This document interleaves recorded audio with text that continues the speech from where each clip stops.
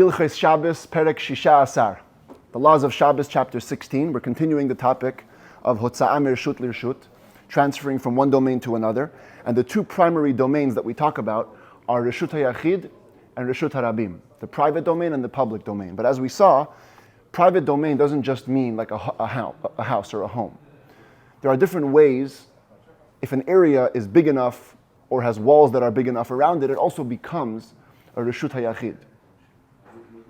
And typically the way it's described in the Rambam is any place that has 4 mechitzot, 4 partitions that are 10 tvachim tall, about 40 inches tall on each side, that makes it into a private domain. The area inside it is called Reshut HaYachid. Biblically, you can carry inside the entire area. Today, pretty much the entire chapter deals with one topic that's called Makom Shalohu Kaf L'Dira. Makom Shalohu Kaf L'Dira means a place that has 4 walls around it, but the walls were not made for living purposes. They were made for any other purpose than habitation. You see, it says a space enclosed by 4 walls that were not constructed for living purposes. There could be many reasons. We're going to see a couple of reasons today. And the thing with this is that the rabbi said that even though technically it has the rules of a private domain, it's covered by 4 walls, nevertheless, since they weren't made to live there, so it could become confused with a public domain, especially if it's big. Imagine you have a huge backyard with 4 tennis courts and a swimming pool. Now it's a huge place. So you could look at it in a way like a public domain. And therefore the rabbis put on certain restrictions based on how big it is and for what purposes it was used. That's the main topic today. And as an aside, we're going to get a little treatment of what is considered a partition. What classifies as a wall when you're talking about enclosing a private domain. So here we go. Halacha Aleph. Makom shalohu kaf l'dira, a place that was not surrounded for living purposes. Ela sheyet hashmisho la'avir. Rather, the use was intended to be an open space. Kigon ganotu pardesim, like gardens and orchards. You may put up a fence around your garden, but not to sleep there, just to protect it. Ukigon hamakif makom min haaretz l'shomro. You have a place, you do this in the street sometimes, you have a massive hole, they put up a fence around it to guard the hole. So someone's going to live there? No, but there are 4 walls. So it's a place that was surrounded, but it wasn't surrounded to live there. Or anything like it. It says the Rambam, if the height of these walls around the area are at least 10 tvachim, 10 handbreadths, about 40 inches tall or more, in a way, it's considered like a private domain. L'chayev, to hold accountable, to hold liable, hamotzi v'hazorek v'hamoshit mimenu l'reshut harabim, or reshut harabim l'tocho. That if somebody transfers something or throws something or passes something from it to the public domain or from the public domain to it, you're going to be liable. However, it isn't like a private domain in the sense that you don't have permission to carry in the entire area. The ein metaltalin bekulo, you can only move things around inside that area, ela im ken yesh bo bet satayim o pachot, unless it has an area of 2 sa'ah or less. We're going to see in a moment what this is. A sa'ah is a certain amount of volume. And when we say the place of 2 sa'ah, we mean the area in a field where if you planted that area full of grain, it would grow the amount of 2 sa'ah. Exactly how much a sa'ah is a bit of a debate, but let's say the area, that, as the Rambam will define it, is 50 by 100 amot. That's roughly 75 by 150 feet. That's the square area. So if it's smaller than that amount, like in this case, right, you have a small barrier around the hole. Nobody's meant to live there, but it's a very small area. So if you're inside that fence for Shabbos, you can carry in the entire area of the fence. But if the area that's enclosed was bigger than 2 sa'ah, bigger than 75 by 150 feet, asur l'taltel, now in a way it's converted into a public domain, and you can only move it around ela ba'arba amot, only in the area of 4 square amot, kikarmelit, like as if you were in a karmelit. Just like the rabbis imposed the limitation on a karmelit that you can only carry an area of 4 amot, so too in this essentially private domain, but it's enclosed for an area other than living and it's very big, you have to treat it like a public domain, like a karmelit, you can only carry it for 4 amot. Says the Rambam halacha bet. It's not just if you have an area with fences, it's also if you create that type of an area. V'chein amud, if you have a pillar, shegavoa asarat tvachim, that's at least 10 tvachim, 40 inches tall, v'rachav ad bet satayim, and it has an expanse of 75 to 150 feet. For example, right, you have a massive stage, let's say. This is the Guinness Book of World Records, biggest stage in the world, I think, last year. pixamando, some kind of event. So this is lifted up above the ground at least 40 inches, and it has a surface area, definitely 4 by 4 tfachim, but it could even be more. A bet satayim, mitaltalin al kulo. So long as it's less than that area of the 2 sa'ah, you can carry on top of the entire stage. Hayara chava bet satayim, the moment the stage expands, bigger than this area of 75 by 150 feet, roughly 2 sa'ah, ein mitaltalin bo ela barba amot. You can only move on that stage within the square of 4 amot, because the rest of the stage is called like a public domain, kaimalit somewhat, and the rabbis impose a limitation. Same thing is like this, Salah Shabayam. You have a rock in the sea. You're on a ship, and you encounter this massive rock in the middle of the ocean. Haya gavoa pachot me'asara. If the rock has a height above the surface level of the sea of less than 10 tvachim, mitaltalin mitocho layam, min layam letocho, it's all considered to be one domain, and you can move things from the rock to the sea, from the sea to the rock. Shahakol karmelit, everything is considered to be a karmelit. Haya gavoa asara, but the moment it achieves a height of 10 tvachim, now it's kind of assuming its own identity. Im hayarach bo me'arba'at tvachim ad bet satayim, if the surface area of the rock was anywhere between 4 tvachim and the 2 sa'ah area, ho'il umutar litaltel bikulo. Since you can transfer, were you on top of the rock, you can move around the entire area because it's small enough, and therefore it becomes like its own private domain. Ein mitaltelin lo mitocho layam v'lo min layam letocho. Now you can no longer move things from the rock to the sea, from the sea to the rock. Hayaya termi bet satayim, if the surface area of the rock was greater than the 2 sa'ah, afal pi shushut yachid, even though it becomes its own private domain, ho'il va'asur letaltel bo ela barba amot, since you can only move things on the rock in the area of the square 4 amot, like a karmelit, hareza mutar, counterintuitively, it becomes now permitted litaltel mitocho layam min layam letocho, to move things from the rock to the sea, from the sea to the rock. Shazed davar she'eino matzuhu. That's very uncommon to have such a huge rock in the ocean. V'lo gazruba, and the rabbis never decreed anything about this rock. But the same limitation of the 2 sa'ah area for whether you can carry on the rock or not certainly does still apply. Halakha Gimel, now the Rambam defines the measurement. Kama hi beit sa'ah. What is the area of a sa'ah, where if you would plant that area, 1 sa'ah of grain would grow? 50 amah al 50 amah. It's 50 by 50 amot. That's 1 sa'ah. Nimtza beit satayim, so it turns out that the area of 2 sa'ah is makom sheyesh betishborto 5,000 amah. It's a space that has the area of 5,000 square amot. We would refer to it as a rectangle of 50 by 100, but that's what it is. 100 times 50 is 5,000. So anytime you have the square footage, or square amage, if that's a word, of 5,000 amot, that's already called a beit satayim. Any space that has this amount, ben shaya meruba, whether it was in a square, there isn't a perfect square root for 5,000 amot, but shuhu shivim amah shiarim al shivim amah shiarim, 70 and some by 70 and some amot. Ben shaya agol, ben shaya tzurot, or it was round, or any other shape, as long as it has the square amount of 5,000 square amot, harezem nikra beit satayim, it is considered to be an area of beit satayim. And interestingly, we learned this, like many other things on Shabbos, from the Mishkan. Anything which is defined as work on Shabbos is because it was work done in the Mishkan. The area of the Mishkan's entire courtyard was exactly that, 100 amot by 50 amot. That becomes the maximum private domain on Shabbos, as the Rambam will say in a moment. Halacha Dalet. How much is 1 amah? 1 amah is about 1.5 feet, roughly. So, that looks longer than twice as. huh? That looks longer Than twice the size? I guess because it's just on an angle. It's an angle. But that's the idea. It's 100 by 50. It's very small, actually. It was quite small, if you think about it. The Mishkan was quite small. Very small. Just 75 feet this way, 150 feet that way. And that was the courtyard. The actual structure of the Mishkan was tiny, 15 feet by 40 feet. It was very small. Let's say you have a place that was enclosed, not for the purposes of living, and it has that amount, 100 by 50 amot. Even though we just said that it could have any shape, but not just any shape.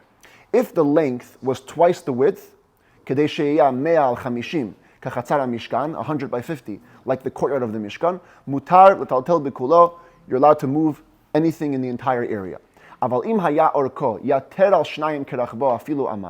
if the length was more than twice the width, in other words, the square amount of 5,000 amot was spread out in a kind of a narrow rectangle, in which the length is more than twice as longer as the width, then, even though it has the requisite square ama'ij, in metaltalin bo ela barba amot, you can only move an area of 4 square amot, shelo asu bet satayim, shetashmisho la'avir, kish'ar ha'chatzerot, because the only reason the rabbis compared an area of 2 sa'ah, an open space, and made it like any other courtyard is only because they learned it from Ela Mechatzar HaMishkan, from the courtyard of the Mishkan. And once you go more than twice the length over the width, you're already not following the principle of the Mishkan, and so we have to treat it like a public or a Carmelite area. Halacha he, makom shehukaf shelo l'shem dira. If a place was enclosed, but not for the purposes of living.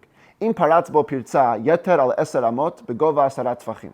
If you broke down part of the wall, and you broke it down in a way that halacha considers broken down, which is an area of about 15 feet, 10 amot. You break down 10 amot of the wall at a height of at least 10 tfachim.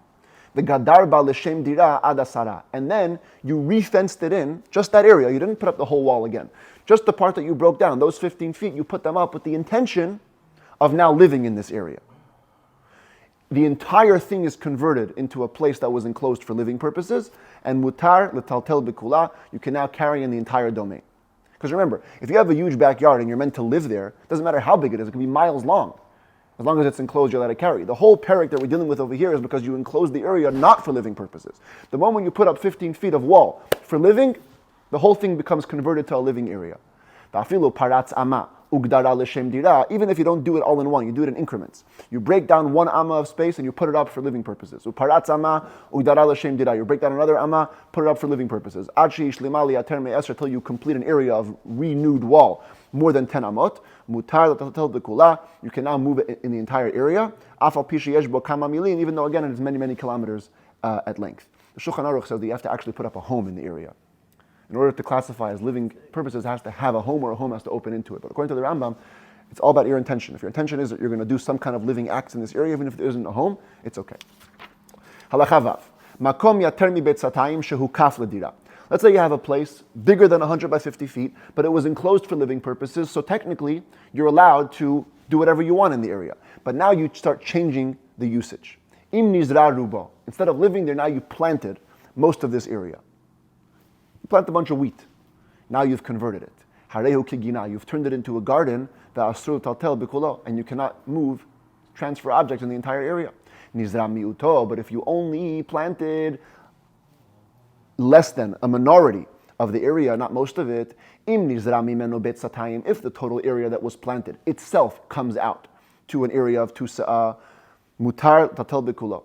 You can still move, transfer objects in the entire domain. The commentaries say because there is no, but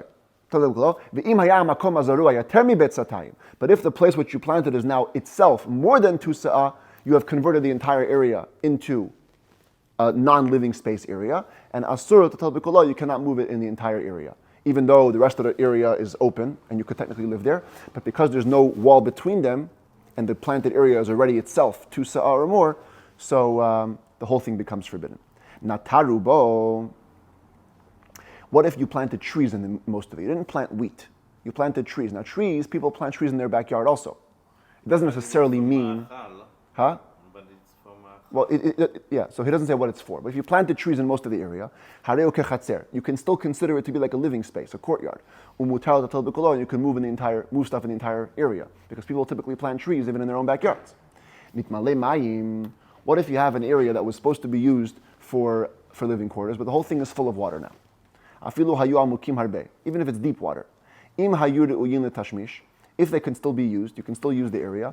The water puddles are considered like planted trees, and you can carry stuff in the entire area. If they cannot be used, the water puddles convert the area into like a more public area, and you can only move around in the square of 4 amot. Halacha zayin. Makom shehukaf shelo l'shem dira. A place that was enclosed, not with living purposes. Sheyesh bo bet shalosh se'im. It has an area of 3 sa'ah. So let's call it 50 amot by 150 amot. It's very big. Technically, you can't carry there. It's too big. V'keru bo bet sa'ah. But then of that area, they roofed an area of 1 sa'ah. So now you have 1 sa'ah which is roofed, 2 sa'ah area which is unroofed.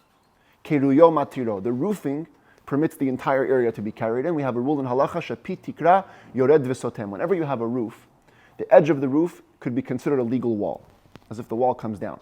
If the wall comes down where the end of the roof is, so now you have one area of 1 sa'ah by 1 sa'ah which is roofed. That's for sure allowed to be carried in. And the rest of the area now only becomes 2 sa'ah, and in 2 sa'ah you're allowed to carry like a regular private domain.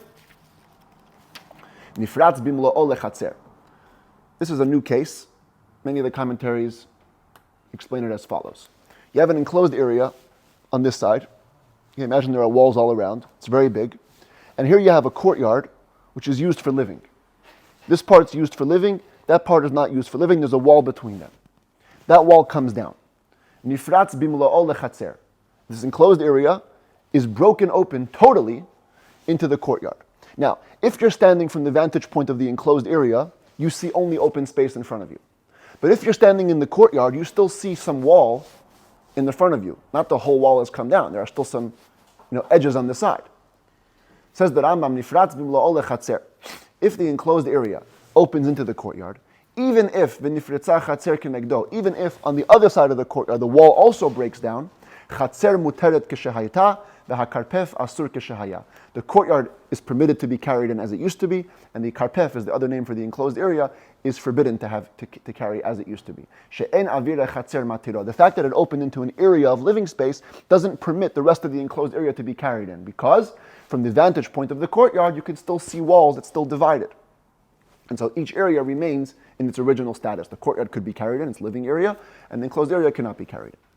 Halacha chet. Haya yater mi betzatayim ubala ma'ato bi'ilanot. Let's say you have a place, and again it's an area that wasn't enclosed for living purposes, bigger than 2 sa'ah, and you want to reduce the area by planting trees in it. Eino miut, like we said before, that isn't considered to be a reduction, because planting trees doesn't change the status of something from living to non-living. Banabo amud, betzad hakotel, gavoa asara v'rachav shlosha o yater. But if you were to build some kind of platform or pillar right next to the wall, the outer wall of this enclosed area, and that pillar is high enough that it's 10 tfachim tall and at least 3 tfachim wide or more, harei zeh miut, that is considered a reduction, and the entire size of the area can come down, and if it's now less than 2 sa'ah, you can carry there. Pachot mishlosha. But if this pillar which you built has a width less than 3 tfachim, eino miut, it's not considered to be a reduction. Shakol pachot mishlosha kelavud dameh. We had this rule a number of times. Whenever you have an area that's less than 3 tfachim, it's considered to be attached to the previous entity, in this case the previous wall, and it doesn't reduce the size of the open courtyard. B'chein, same thing, im hirchik min hakotel shlosha. If you were to distance 3 tfachim from the wall, the asa mechitza, and make another wall, I didn't put a picture on the screen, but you can see it over here. You have a massive enclosed area, and you go 3 tfachim away, you put up another wall. This becomes the new wall. And now if this enclosed area is less than 2 sa'ah, it's permitted to carry there. Harei zeh miut. Pachot mishlosha, but if you would have put up this wall much closer to the original wall, in a way that it can still be considered legally attached, it's within 3 tfachim, lo asa klum, you haven't done anything.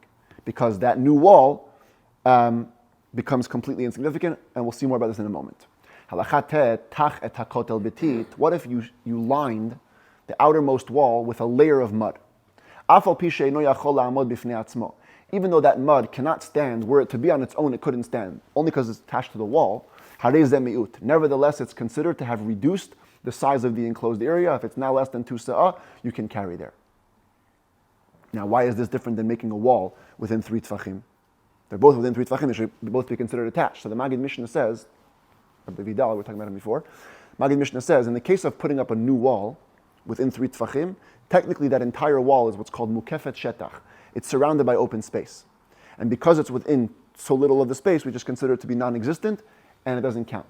But when you add a layer of mud to a wall, the fact of the matter is there is no other airspace around the mud. The mud just expands the size of the wall and reduces the size of the field. This is all in a case where you have an enclosed area. What if you have that stage we talked about before, a massive stage, a massive mound of earth? You have a massive mound of earth. It's bigger than 2 sa'ah area. Technically, you shouldn't be able to carry on it. You go 3 tfachim in, and you make a wall. Ho'il, you have helped. You have helped to make this area not to be considered less than 2 sa'ah. You can carry there. Asa mechitza al sfat hatel, but if you made a wall exactly on the border of the mound, eino mo'il doesn't help. Shaha'osem mechitza al gabe mechitza eino mo'il. Making a partition on top of another partition doesn't help. Nivla'a mechitza tachtona. What happens if you have a partition and then it's sunk into the ground? and the second partition which you built on top of it is still there. Again, I don't have a real good picture, but here you have it. The wall sunk in. This is the new wall which you built. That's the wall above ground. Maybe this is a little better. This is a house that sunk into the ground. So you have part of the partition is underground and part of it's overground. Since the upper partition was made with the intent of living inside it, and that's the only partition which is visible, that's considered a beneficial partition, and you can transfer in the entire area so long as that's all you see, the higher partition. Halachayut. If you have a huge backyard in the back of a home, and it's more than 2 sa'ah in size. And we're talking about a backyard which wasn't typically used. Today the commentary is right. Most people use their backyard for living purposes. No matter how big your backyard is, if it's closed in, it's okay. Here we're talking about a backyard which wasn't so used for living. And it's bigger than 2 sa'ah. You cannot carry in it, only a distance of 4 amot. Even if the door of the house opens right into it. But what if you built the house first? You open the door of the house and only then put up the walls around the backyard. Then even in those days when they didn't use the backyard so much, it's as though you put up the walls for living purposes, and you can move around, carry things in the entire domain. This is quite a complex case. The Rambam only brings it up because it's discussed at length in the Talmud. So here's what we have, okay? This is the area that's the enclosed area. It's called the Rechava. On the one side, you have a path. The Talmud calls it a shvil shel kramim, a path through a vineyard. It opens up to a river. This is a river meant to be watered. The other side opens up into an alleyway, which is connected to courtyards, regular living spaces. We want to know, is there a way to make everything permissible to carry in? And the thing is like this. When you have an alley which opens directly into a river, we're going to learn more about this tomorrow, you're not allowed to use one of the mechanisms that the rabbis allowed for making this space into a private domain. There's 2 ways to make a space into a private domain. When you have an alleyway, you could put up what's called a lechi, a pole, right there. You see that red circle? They put up an additional pole next to the wall. That's called a lechi. Or that's a vertical pole, or you can put a korah, a horizontal pole, going across the walls. Those are mechanisms that are allowed to be used to convert something from a shared domain to a private one. But over here, when it opens up into a river, you can't really do that. But because on the other side it's open up to a courtyard, so the Rambam says as follows: if you have an open lot that's open on one side to country, in other words, to habited area, houses, and on the other side it's open to a pathway that leads to a river. Make a pole on the side leading into the courtyard, the habited areas, and that allows you to carry in the entire open space, because now you've divided the alleyway from the enclosed area. You're also able to carry from the lot into the habited area, because you've made a mechanism that unites everything. And also from the inhabited area into this back lot. It all becomes one big domain, and it's all permissible to be carrying in all of it. It has many ramifications in tomorrow's Rambam about establishing the parameters of different borders, but that's the halacha relevant to here.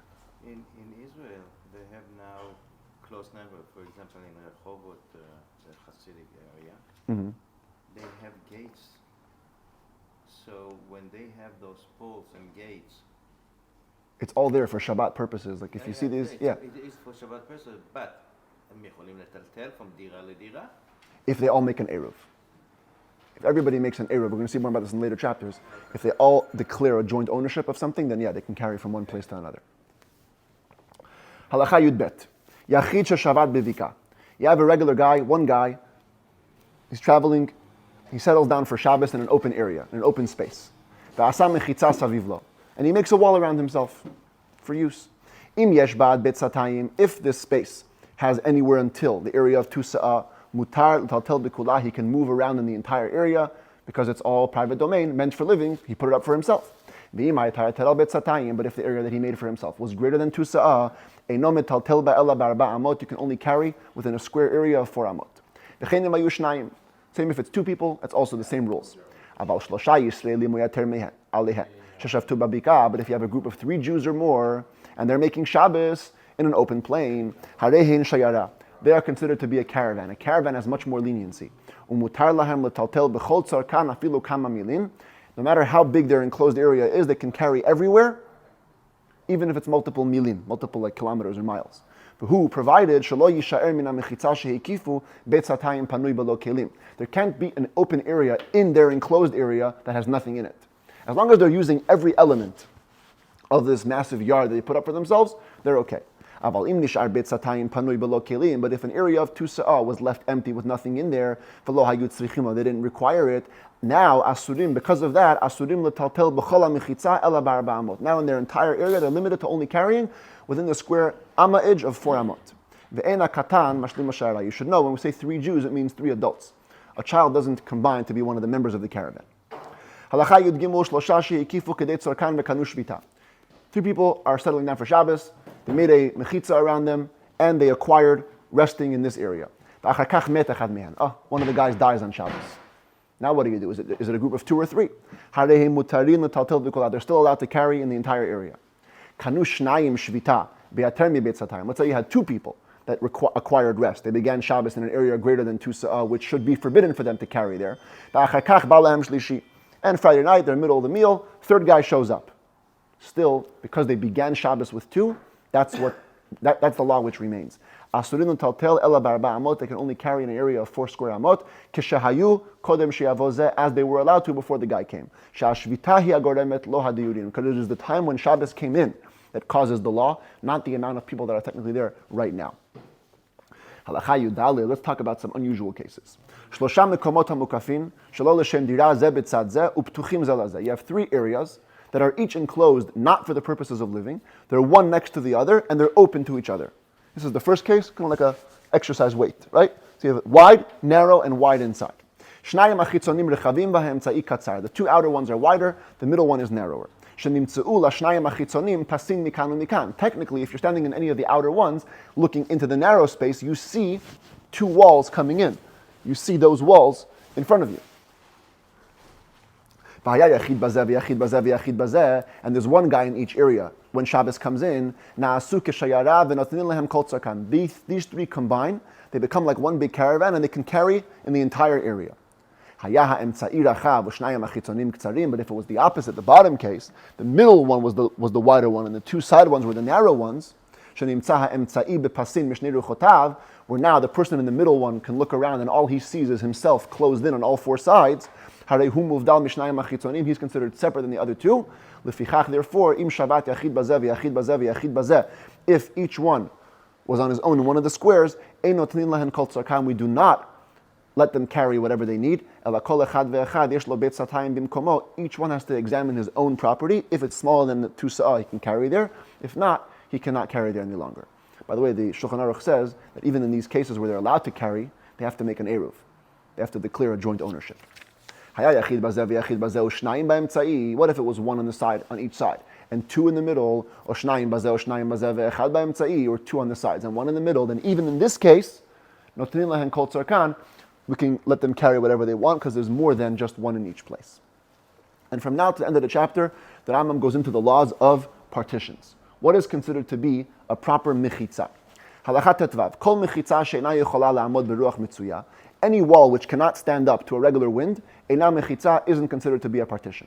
V'chol mechitza she'ena asuya lenachat. Any partition which wasn't meant to stay there just to last, you're putting it up, but you want to take it down very soon. Eina mechitza, it's also not considered a partition. V'chol mechitza she'ena asuya ela litzniut bilvad. If you have a partition which was only made for modesty, you want to change behind it, so you put up a wall. It's not a wall. Eina mechitza, it isn't a partition. And any wall which doesn't have a height of 10 tefachim or more, is also not considered to be a proper wall. Gidud chamisha u'mechitza chamisha. What if you have a height of some kind of a mound, and then a partition on top of that, and together they're a combined amount of 10 tefachim, mitztarfin, they combine to become one big mechitza. In other words, for example, let's say you have a field, and at the edge of the field the earth goes up. So it's a mound of 5 tefachim, and on top of that you put a fence of 5 tefachim, and now looking from this perspective, you have a height of 10 tefachim, you're good. You have a wall enclosing an area, but the broken down space, if you combine it all together, is greater than the actual standing wall. Eina mechitza, that isn't considered to be a partition. Avalim haya parutz ki'omed, but if the broken down space was equal to the amount of standing space, harei zu mutaret, that's permitted. Ubilvad shelo yiyeh be'otana pratzot pirtza sheyater al 10 amot. As long as no individual breakdown has a space of greater than 10 amot. Aval 10 amot harei kapetach. But if you have an area of 10 amot, now you have a doorway, and the whole wall is considered to be down. Im haya lepirtza zu surat petach. But if you made what's called the surat petach, over here you can see it.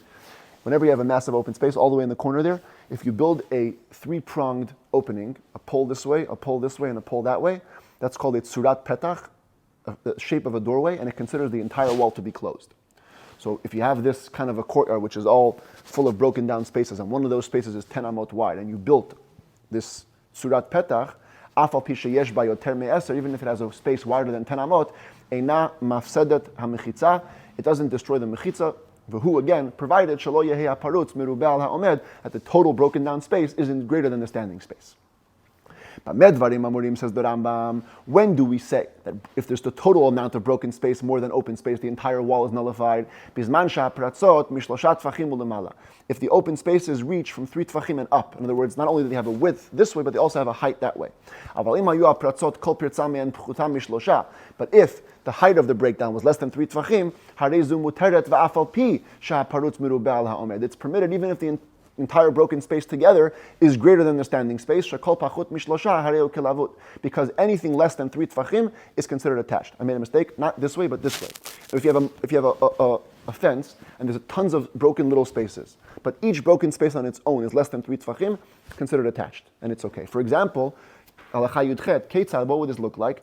Harei shehikif bekanim. Let's say you made just a bunch of little sticks, put into the ground. One stick, loose reeds. Ve'ein bein kaneh lechavero shlosha tfachim. And between each reed, there's less than 3 tfachim. O shehikif bechavalim, where you went horizontally, a bunch of ropes all around you. Ve'ein bein chevel lechavero shlosha tfachim. And between each rope, there's less than 3 tfachim. Harei zu mechitza gemura. That's considered a complete partition. Afal pi sheyishti below erev, or erev below shti, even though it's only horizontal with no vertical, or vertical with no horizontal. But however, the height of the reed has to be 10 tfachim. And if you made it with horizontal ropes, it has to be from the ground to the top rope, at least 10 tfachim of height. Because again, there's no partition less than 10 tfachim. All of these laws, they're all received tradition directly from Sinai. When we talk about making the 3-pronged shape of a doorway, it doesn't have to be anything firm. It could even be a reed this way, a reed that way, and a reed on top. The 2 side poles have to be at least 10 tfachim tall. And the reed on top of them doesn't even have to be touching them. Even if it's not touching the tops of the poles, it's just there's a bunch of amot between them. Once the height of the side poles are 10 tfachim, that classifies as a good shape of a doorway. When we talk about the shape of a doorway, it has to be a little bit strong.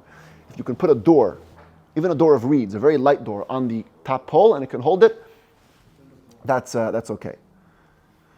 Halacha chaf. Petach shetzurato kippah. Here we have a square doorway. Pole, straight pole, and pole going down. What if you have an arched doorway? Im yesh be'orech raglei kippah 10 tfachim, like by the laws of mezuzah. So long as the straight sides have a height of 10 tfachim, harei zeh tzurat petach. Even if on top there's a rainbow, it's okay. It classifies as a doorway. But tzurat petach she'asa otam min hatzad. But what if you made a tzurat petach on the corner, like you see over here? You have a wall, and then in the corner space, diagonally, you made a tzurat petach. Ena klum. That's considered nothing. She'ein derech ha'ptachim le'pekeren zavit ela ba'emtza. People don't make doors in corners; they make doors in the middle. Now today, we do have buildings with doors in corners. Right? You have a bank, right? and then there's a door in the corner. So many commentators say today it may be different. If you made a diagonal doorway, it could be fine. Halacha chaf aleph bakol osin mechitza. You can use anything to make a partition. Ben bekelim, ben ba'ochalim, ben ba'adam. You can use articles, you can use food, you can use people. You have a human wall, right? They can become a mechitza. Afilu b'behema ushar minei chayav ha'of. Even animals or other types of birds or beasts, hu sheyu kfutim kadesh lo yanudu. But they have to be tied down so they don't move. Otherwise, if they can move, then you can just lose the mechitza. Halacha Chav Bet Mechitza ha'omedet me'eleha. If a partition arises on its own, the Shulchan Aruch explains it means that you built the thing, not meant to be a partition, but now, hey, it's here, it's a partition. Harezu kshera, it's kosher. U'mechitza na'aset b'Shabbat. If a partition was created on Shabbos, harezu mechitza, it classifies as a partition. V'im na'aset b'shgaga, if it was made inadvertently, not only is it called a partition, but you can even use it that day. Mutar taltelba v'otah Shabbat, you can carry there on that Shabbos. V'hu sheteaseh shelo datam tatel, but it cannot be made with the intent of allowing this person to carry. But if a person had in mind that he wants this partition to be created so he can carry there on Shabbos, even if the guy who made it did it inadvertently, you cannot carry there on that Shabbos. Certainly if it was made purposely, even if you didn't do it with the intent of carrying, but you intended to make the partition, it's forbidden to carry in this area because it was done purposely violating the Shabbos. You can make a human wall on Shabbos where one person stands near the other. You can have somebody created on Shabbos. But they cannot know that you put them there to make a wall. They have to think that we're setting a world record. We want to see how long this is actually in Japan, the world's longest skating chain. Huh? No, in this case, you don't time them down, but they can't know that they're being used for a wall. And neither can the guy putting them up be the guy who wants to use the partition. Somebody else puts them up, again, without their knowledge, and then the closed area that's created, you can carry there. Halacha Chavdal, the final law. Ilan shu mesech al aretz. If you have a tree which has its branches spreading all around to the ground. Im ein nofo, gavoa min haaretz, shlosha tzvachim. If the point where the leaf is lowest and the ground has less of a distance than 3 tzvachim, it's considered attached to the ground. Mimale bein badav ve'alav teven bakash v'chayotze bahen. Any empty space, if you're in the tree area looking around, any empty space, you can just fill it with some kind of straw or stubble, tie it to the tree, the koshran ba'aretz, and to the ground, ad sheyamod beruach mitzuya v'lo yitnadned, till it's strong enough to withstand the regular wind without shaking, u'mitaltel tachat kulo, and you can carry the entire area under the tree. V'hu sheyu tachtav ad betzatayim, provided that under it there's less than an area of 2 sa'ah. Aval im hayaya termi betzatayim, but if there's more than 2 sa'ah, in metaltelin tachtav ela barba amot, you can only use the area in a square amma edge of 4 amot, mipnesha tachtav makom shalohu kafu dirahu, because even though there's a wall all around it, the tree is a wall, but the wall was made not for living purposes. And the basic rule of this chapter is that a place that has walls for not living purposes and it's greater than betzatayim, you cannot carry in there unless you're in the square footage of 4 amot.